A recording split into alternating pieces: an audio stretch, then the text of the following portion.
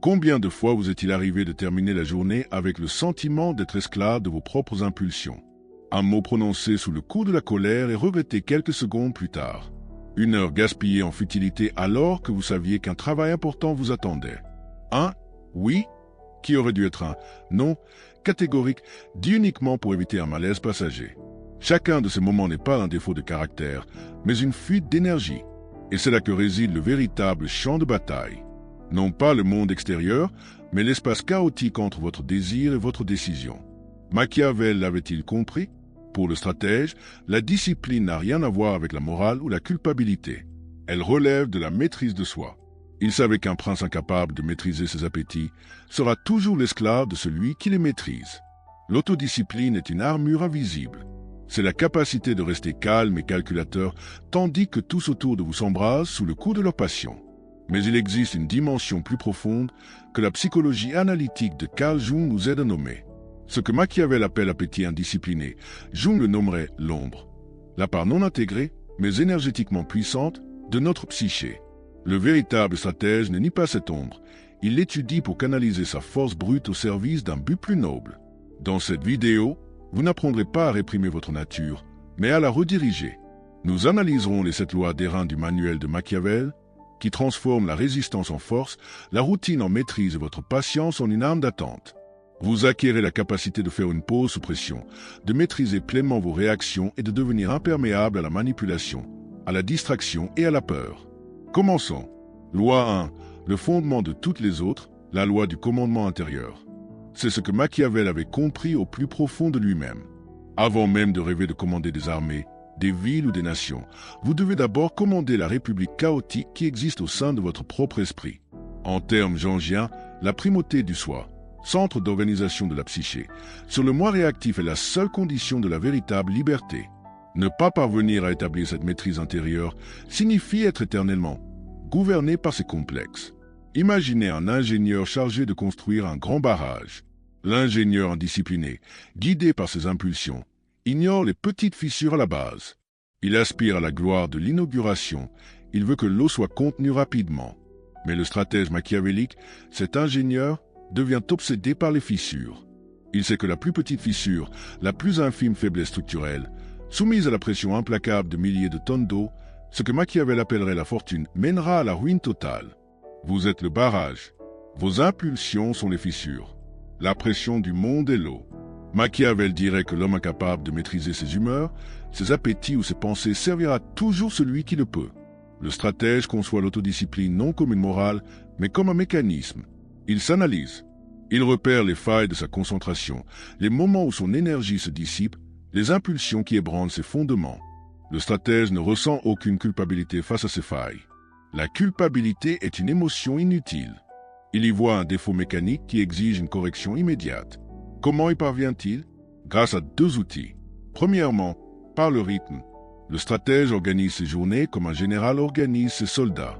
Le rythme est le renforcement quotidien de ses fondations.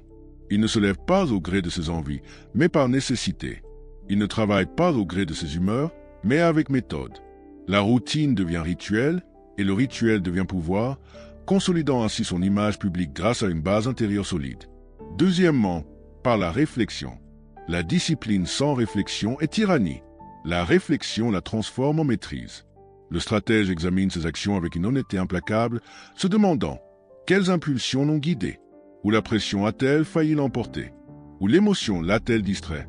Le lendemain, il corrige avec précision. Voici l'idéal machiavélique, devenir sa propre forteresse. L'homme qui maîtrise cette loi ne réclame pas des conditions idéales, il les crée. Son entourage le ressentira. Sans savoir comment l'exprimer, il percevra la présence rassurante d'un homme incorruptible, inébranlable et indomptable. L'homme discipliné n'a que rarement besoin d'affirmer son autorité. Son calme naturel suffit à le faire. Loi 2. La loi de la maîtrise stratégique. La deuxième loi est celle où le stratège commence véritablement à exercer son pouvoir. L'avantage de l'homme discipliné ne réside pas dans ce qu'il fait, mais dans ce qu'il refuse de faire. Machiavel nous a appris qu'un sage dirigeant doit savoir quand agir comme le lion et quand agir comme le renard. La maîtrise est l'art suprême du renard. L'insensé la confond avec l'hésitation, le faible avec la peur. Mais le stratège connaît la vérité. La maîtrise est une forme de contrôle distillé dans le silence. Imaginez une salle de négociation tendue. D'un côté, l'homme indiscipliné. Lorsque le silence se prolonge au-delà de 3 secondes, il panique. Il a besoin de combler le vide. Il parle trop, gesticule à tout va, explique sa position, propose des concessions avant même qu'on les lui demande. Il divulgue des informations, révélant sa faiblesse à l'archétype de l'ennemi qu'il observe. De l'autre côté, le stratège. Il reste silencieux, il écoute et observe. Son silence n'est pas vain, c'est un vide actif. Il sait que le premier à parler, le premier à réagir est le premier à perdre le contrôle. C'est ce que Machiavel avait compris. Chaque acte impulsif révèle une faiblesse. La colère immédiate trahit l'insécurité. Les explications excessives révèlent la culpabilité ou un besoin d'approbation.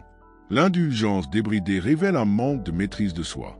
Le stratège sait que ceux qui ne peuvent résister doivent obéir à ceux qui le peuvent. Comment met-il cela en pratique? Premièrement, le stratège ne réagit jamais immédiatement. Réagir, c'est renoncer à sa souveraineté. Chaque pause après une provocation est une reprise de commandement. Quand l'émotion surgit, il l'observe, mais ne lui obéit pas. Deuxièmement, il ne s'explique jamais inutilement. Les explications diluent le pouvoir. Le besoin de se justifier naît de l'insécurité, et l'insécurité invite à l'intrusion. Le stratège machiavélique laisse ses résultats et ses actions parler d'eux-mêmes. Le mystère inspire plus de respect que n'importe quel argument. Tandis que d'autres gaspillent leur énergie en réactions superflues, le stratège la conserve. Son calme devient une arme. Son silence impose le rythme. Dans un monde bruyant, celui qui maîtrise la retenue domine l'atmosphère sans dire un mot. Loi 3, la loi de la routine sacrée. Le pire ennemi de l'ambition n'est pas l'échec, mais l'ennui. Nous sommes mercredi. Ce jour morne du milieu de la semaine, où l'inspiration du lundi s'est déjà éteinte et où la motivation du week-end semble encore lointaine. C'est là que l'homme ordinaire s'effondre. Il vit d'élan de passion. Telle une comète brillante, spectaculaire et rapide, il disparaît dans le néant dès que l'émotion s'estompe. Le stratège est tout le contraire. Il est la marée. Il obéit à la 3e loi, la loi de la routine sacrée. La marée ne se demande pas si elle s'ennuie ou manque d'inspiration. Elle monte et descend, jour après jour, heure après heure, avec une force inéluctable qui, au fil du temps, use la pierre la plus dure et redessine les contours des continents. La constance n'est pas synonyme de monotonie. Machiavel dirait que c'est une question d'inertie. C'est ainsi qu'il comprenait le pouvoir de l'État, et cela s'applique parfaitement à l'individu. La stabilité de tout gouvernement repose sur la régularité de ses lois. Sans cohérence, il n'y a pas de règles, seulement des impulsions aléatoires déguisées en ambition. Le stratège utilise ce rituel pour se libérer de la pire des tyrannies, la négociation quotidienne avec son propre esprit. L'indiscipliné se réveille et se demande « Qu'est-ce que j'ai envie de faire ?» Le stratège, lui, a déjà tranché des mois à l'avance. Sa routine est sacrée car elle lui évite l'épuisement de devoir sans cesse choisir la voie difficile. Il a réduit ses obligations à l'essentiel. Il mesure ses progrès non pas à l'aune de l'émotion, mais à celle, froide et rationnelle, de la raison. Et surtout, il persévère. Il continue malgré la fatigue, la frustration, même quand personne ne le regarde. Il sait qu'une discipline mesurée par la passion est une discipline qui s'éteint avec l'humeur. Son rituel transforme le fardeau en instinct, libérant son esprit pour le véritable combat, la stratégie. Loi 4, la loi de la force persévérante. Tout talent, toute brillance, toute intelligence finiront par se flétrir sous le temps et la pression si elles ne sont pas fortifiées par une seule chose, la persévérance. Machiavel avait une vision très claire de la fortune. Il disait que le destin éprouve les hommes par l'adversité et que le dirigeant compétent n'est pas celui qui triomphe facilement, mais celui qui demeure inébranlable lorsque la fortune le délaisse. La loi de la persévérance réside dans la capacité à tenir bon longtemps après que tous les autres ont abandonné. Il ne s'agit pas d'un entêtement aveugle, mais d'une adaptation patiente. L'indiscipliné, confronté à la douleur ou à l'échec, recherche un soulagement immédiat, la fuite, la distraction, le plaisir. Le stratège, en revanche, puise sa force dans la lutte elle-même. Imaginez-vous dans un siège épuisant, où l'ennemi attend que la faim et le doute brisent votre volonté avant d'attaquer. Si vous vous précipitez au garde-manger à chaque fois que vous avez faim, vous révélez vos limites. Mais si vous apprenez à surmonter l'inconfort jusqu'à ce qu'il devienne un état neutre, vous devenez une forteresse imprenable. C'est ce que Machiavel avait compris. La capacité de persévérer sans perdre de vue ses objectifs est la garantie d'une victoire durable. Le stratège redéfinit la souffrance. La douleur n'est plus une punition, mais le signe qu'il progresse. La peur n'est pas une paralysie, mais un stimulant de concentration. L'ennui n'est pas une distraction, mais un entraînement à la patience. Il interprète la souffrance comme le prix naturel du progrès, non comme une injustice. Sa persévérance est patiente, non frénétique. Et lorsque la pression monte, le stratège calcule tandis que les autres paniquent. Il continue quand les autres s'essoufflent. Son sang-froid est un mystère pour ses adversaires qui s'attendaient à le voir s'effondrer. La force endurante est un bouclier contre la fortune. C'est comprendre que le pouvoir ne réside pas dans la vitesse, mais dans la survie. Le stratège ne quitte tout simplement pas le champ de bataille, et parce qu'il ne le quitte jamais, le temps lui-même finira par s'incliner devant sa persévérance. Loi 5. La loi de la maîtrise de l'impulsion. Poursuivant notre chemin, nous arrivons à la loi 5, la loi de la maîtrise de l'impulsion. La plus grande vulnérabilité du stratège ne réside pas dans les murs de son château, mais dans son propre monde intérieur. Machiavel nous rappelle que, si l'ambition et l'audace sont nécessaires, un prince doit apprendre à ne pas être bon et à les utiliser ou non selon les circonstances. La traduction de cette maxime en matière d'autodiscipline est limpide. La forme la plus efficace de maîtrise n'est pas le refus, mais la maîtrise au moment même de la tentation.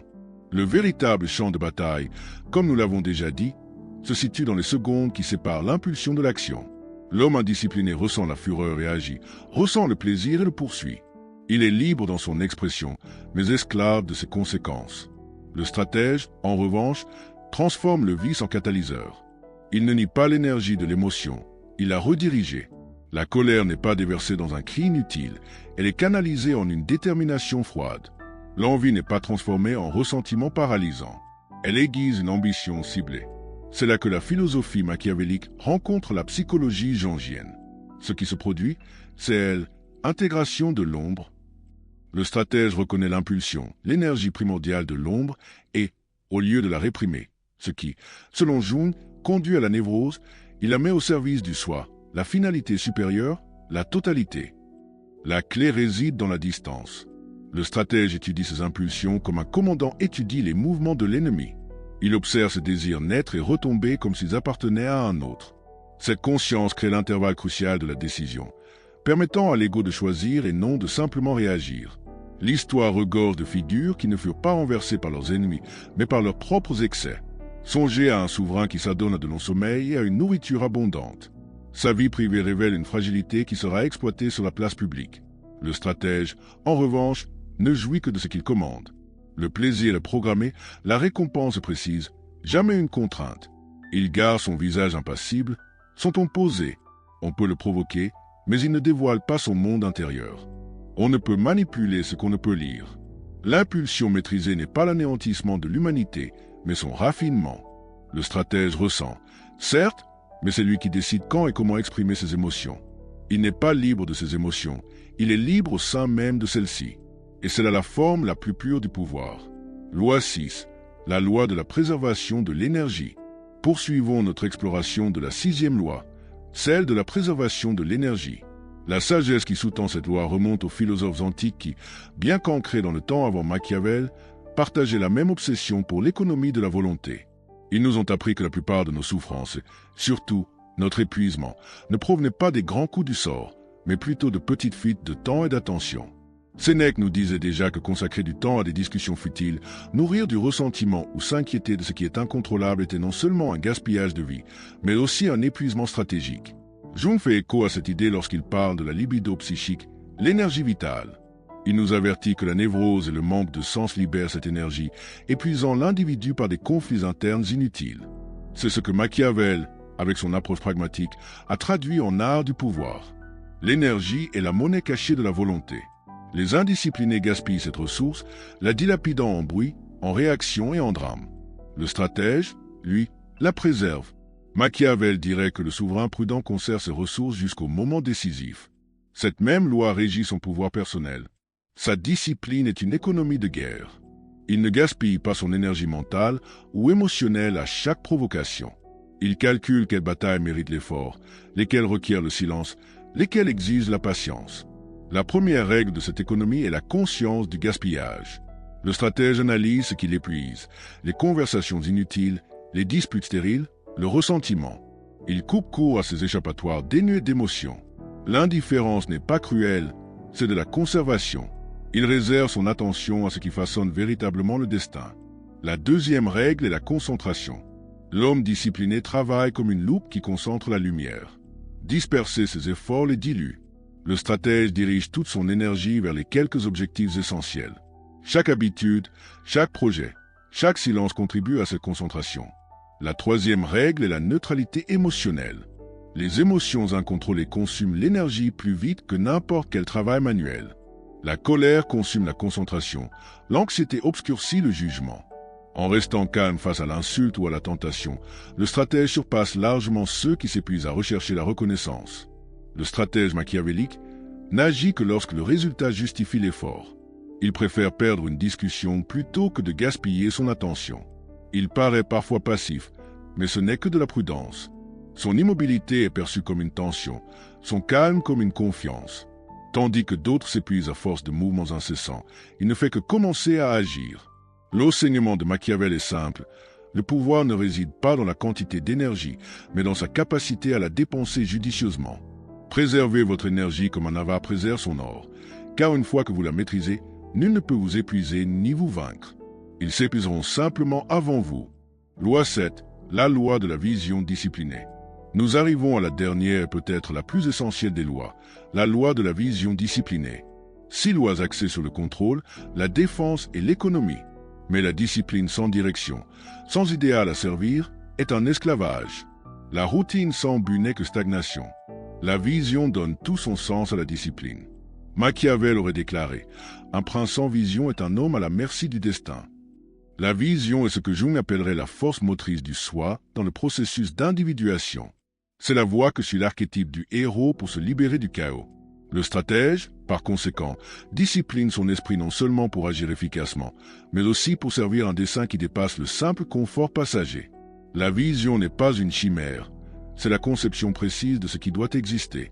Le stratège la construit 2 fois, d'abord par la pensée, puis dans le temps. La souffrance présente devient tolérable lorsqu'elle est fermement ancrée dans un avenir porteur de sens. La douleur de l'ascension est supportable lorsqu'on est certain que le sommet offre une vue imprenable. La première étape est la clarté. Définissez ce que vous voulez, non pas en termes vagues comme le bonheur ou le succès, mais de manière structurée, chiffrée par étapes. L'ambiguïté est l'ennemi de la constance. La seconde étape est la hiérarchie. Le stratège privilégie le triomphe à long terme au plaisir immédiat. Il élimine les activités chronophages et stériles. Dans son univers, chaque tâche doit être guidée par l'objectif principal. Enfin, la persévérance de la vision. Le stratège préserve sa concentration par des rituels. Chaque matin, il réexamine l'objectif. Chaque soir, il évalue l'alignement. Tandis que d'autres perdent de vue l'essentiel, il poursuit avec la confiance tranquille de celui qui n'oublie jamais où il va. La discipline, alliée à la vision, inspire l'inéluctabilité. On sent que ses actions s'inscrivent dans une perspective plus vaste que l'instant présent. La patience se mue en confiance. Machiavel nous apprendrait que la discipline sans vision est un contrôle sans création, et la vision sans discipline, une création sans contrôle. Le pouvoir réside dans l'union des deux. Si vous êtes arrivé jusqu'ici, toutes mes félicitations. La plupart se sont arrêtés à la première loi, cherchant distraction, solution de facilité. Vous avez fait preuve de la première qualité d'un stratège, la patience. Le simple fait d'être parvenu au terme de ce cheminement vers la connaissance est, en soi, un acte de discipline dans un monde qui idolâtre la distraction. Vous avez prouvé que votre ego est prêt à affronter les défis qui mènent à l'expansion de la conscience, véritable objectif de l'homme fort. Maintenant, réfléchissez, vous maîtrisez-vous vraiment ou gérez-vous simplement mieux votre servitude? L'autodiscipline est le trône invisible de tout pouvoir, mais un trône exige un serment. Je vous invite à rejoindre la minorité qui comprend ce serment. Si vous avez saisi le sens caché de ce message, faites 2 choses. Premièrement, commentez ci-dessous la phrase « L'élan est terminé ». Ce n'est pas pour l'algorithme. C'est un sceau. C'est votre signature silencieuse, une reconnaissance pour ceux qui savent aussi. Deuxièmement, si ce contenu a enrichi votre arsenal mental et vous a aidé à comprendre les mécanismes de la maîtrise de soi, je vous invite à vous abonner à la chaîne. Votre abonnement et chaque j'aime sur cette vidéo ne sont pas des validations, mais plutôt un acte de rupture dans le brouhaha ambiant. C'est éclairer les zones d'ombre que d'autres préfèrent ignorer. C'est notre forme de résistance silencieuse face à la tyrannie de l'impulsion. Et souvenez-vous toujours, vous n'êtes pas libre des émotions, vous êtes libre au sein même d'elles.